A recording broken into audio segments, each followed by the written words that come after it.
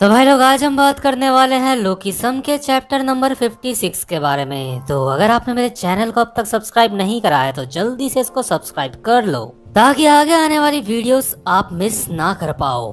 और यार साथ ही साथ मैं उन लोगों से कहना चाहता हूँ जो मुझे कहते हैं कि मैं एक दिन में 3-4 वीडियो डालूं या कम से कम 10 वीडियोस डालूं।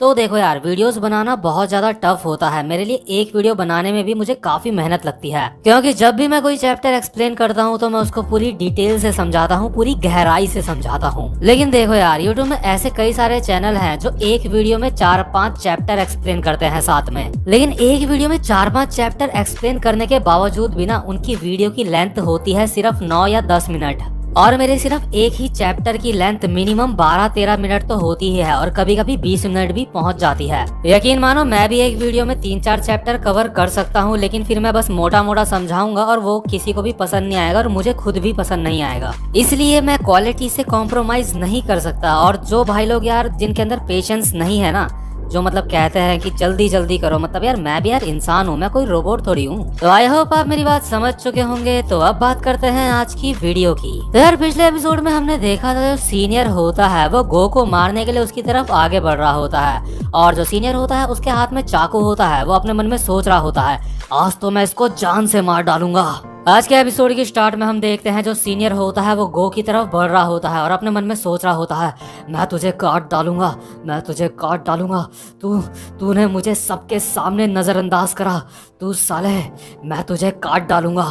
लेकिन जो गो होता है वो बिल्कुल एकदम रिलैक्स्ड खड़ा रहता है, और जैसे ही सीनियर उसके सामने आता है तो जो गो होता है वो अपने एक हाथ में चेयर लेके इस सीनियर के फेस में दे मारता है। और जैसे ही सीनियर के चेयर पड़ती है तो सारे के सारे लोग हैरान हो जाते हैं। इसके बाद जो गो होता है वो कहता है तेरे हाथ में चाकू है, ये बहुत ही तुच्छी बात है, तू चाकू से मुझ पे हमला करने आ रहा है। लेकिन जो सीनियर होता है वो अपने मन में सोच रहा होता है तेरे हाथ में भी तो चेयर है।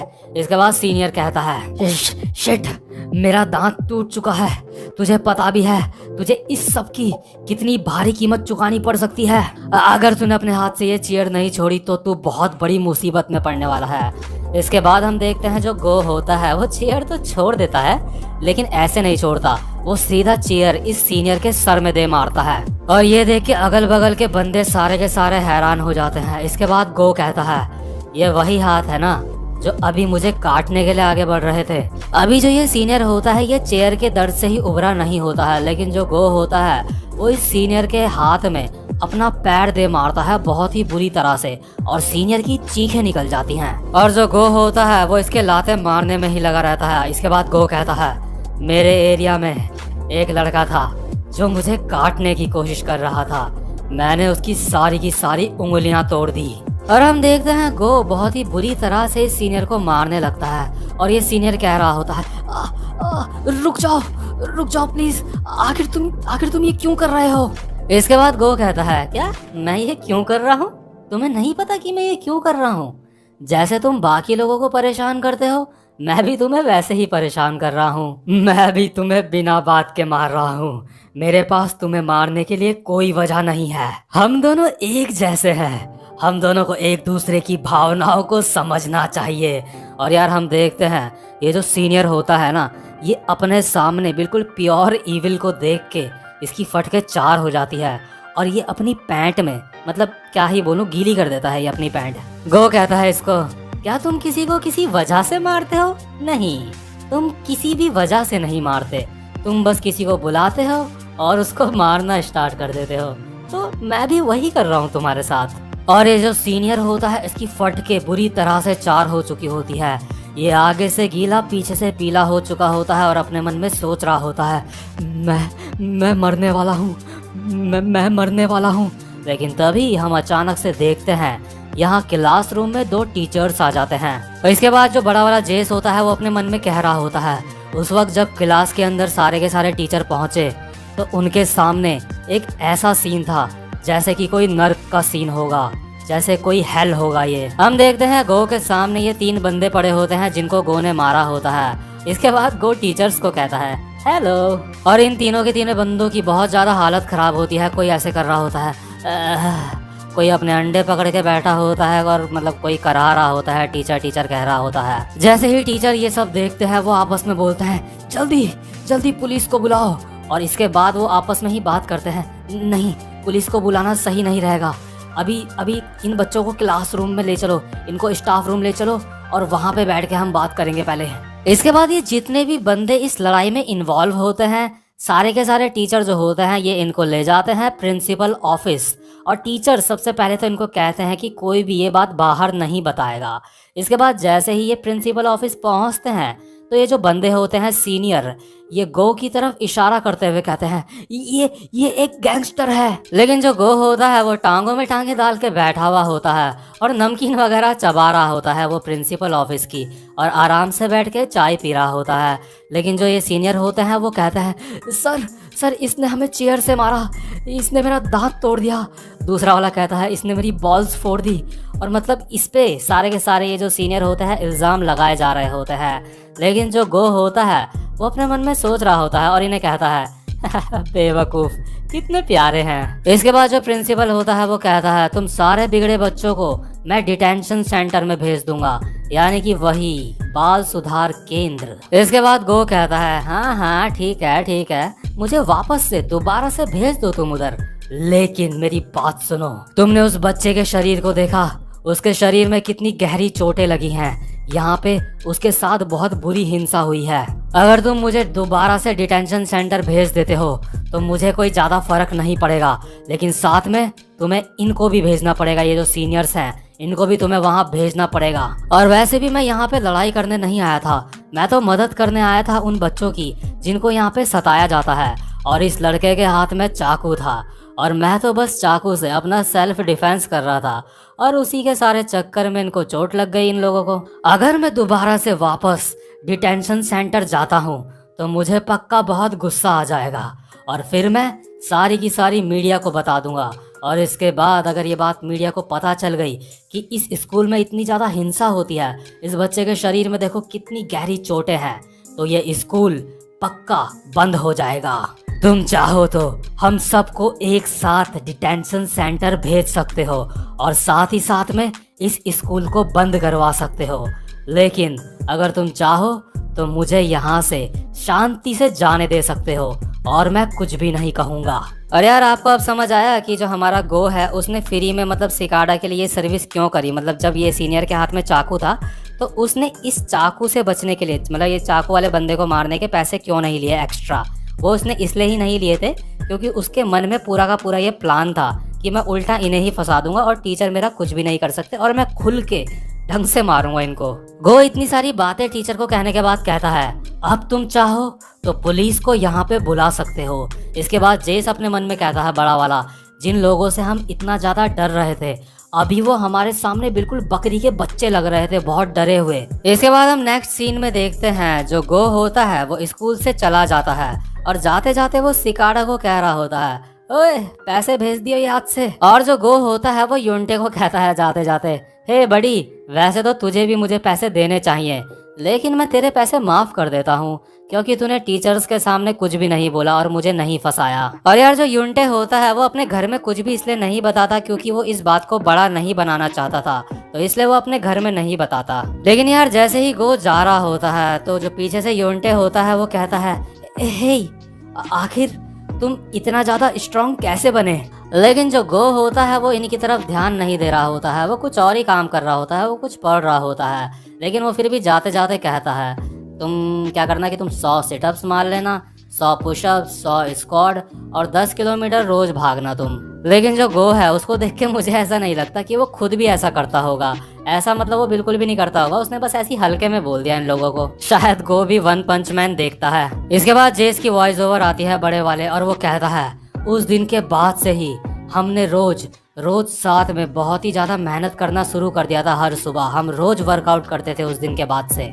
और जो हमारा यूंटे होता है वो अपने मन में सोच रहा होता है तो ये भी एक पूरा इंसान ही, लेकिन इसने बात सही कही है, आगे से मुझे कोई परेशान ना करे, इसके लिए मुझे मेहनत करनी पड़ेगी। लेकिन तभी हम देखते हैं वहाँ पे सिकाडा आता है और जेस और यूंटे को कहता है हे राइस केक स्क्वायर खाओगे। और हम देखते हैं ये जो राइस केक होते हैं ये सिकाडा के हाथ में किसी पैनी सी चीज में लगे हुए होते हैं और उस पैनी सी चीज को देख के वास्को बहुत ज्यादा डर रहा होता है और जो बड़ा वाला जेस होता है वो अपने मन में कह रहा होता है उस समय जो यूंटे था वो एक्मोफोबिया का शिकार हो गया था। और यार एक्मोफोबिया में क्या होता है कि जो इंसान होता है उसको नुकीली चीजों से बहुत ज्यादा डर लगने लगता है और अपने यूंटे के साथ भी यही हो रहा है अभी। इसके बाद सीन शिफ्ट होता है, हम देखते हैं जेस और यूंटे को। जेस यूंटे को कहता है यूंटे तुम्हें बर्ड्स पसंद है ना। इसके बाद जो यूंटे होता है वो कहता है हाँ तुम्हें याद थी ये बात। इसके बाद जो जेस होता है वो यूंटे को कहता है ये एक सीक्रेट है और अपनी शर्ट निकालता है और यूंटे को अपना एक टैटो दिखाता है जो उसने एक चिड़िया का टैटो बना रखा होता है। तो जो यूंटे होता है वो ये टैटो देख के कहता है ये कमाल का है। इसके बाद जेस कहता है क्या तुम्हें भी एक ऐसा बनवाना है। तो जो यूंटे होता है वो अपना सर हिला के कहता है हाँ हाँ मुझे भी बनवाना है। इसके बाद जेस कहता है तुम्हें पता भी है ये बनवाने में कितना ज्यादा दर्द होता है, ये बहुत ज्यादा डरावना होता है। इसके बाद जो यूंटे होता है वो कहता है नहीं मैं बिल्कुल भी नहीं डरता, मुझे भी ये बनवाना है। जेस अगर तुम्हें डर लगता है तो तुम मुझे बताओ। इसके बाद हम नेक्स्ट सीन में देखते हैं जो हमारा यूंटे होता है वो भी अपनी चेस्ट में एक बर्ड का टैटो बना देता है और इस टैटो की वजह से जो उसके जो चोट के निशान होते हैं ना थोड़े बहुत वो भी ढक जाते हैं, लेकिन अभी भी काफी सारे चोट के निशान यूंटे के ऊपर दिख रहे होते हैं। तो जो जेस होता है वो यूंटे को कहता है तुम्हारा टैटो और मेरा टैटो बिल्कुल सेम है, साइज में भी और दिखने में भी। तो क्या जब ये तुम्हारे बन रहा था तो तुम्हें दर्द हुआ था। इसके बाद यूंटे कहता है बिल्कुल भी दर्द नहीं, मुझे तो महसूस तक नहीं हुआ था। ये दोनों आपस में बात कर रहे होते हैं, चलो अब देखेंगे जब हम अगला टैटो बनाएंगे तो दर्द को अच्छे से कौन झेल पाता है। ये दोनों कहते हैं तो ठीक है हो जाए। ये दोनों बहुत ज्यादा जोश में लग रहे होते हैं, लेकिन तभी हम देखते हैं उस बंदे को जिसने इन दोनों के टैटो बनाया होता है वो अपने मन में सोच रहा होता है मुझे यकीन नहीं होता, डर के मारे इन्होंने मेरी दुकान में हक दिया। मतलब कि यार ये जो दोनों के दोनों है ना यूंटे और जेस ये बस बड़ी बड़ी बातें कर रहे हैं। इन दोनों को बहुत ज़्यादा दर्द हुआ था और इनकी हालत ख़राब हो गई थी।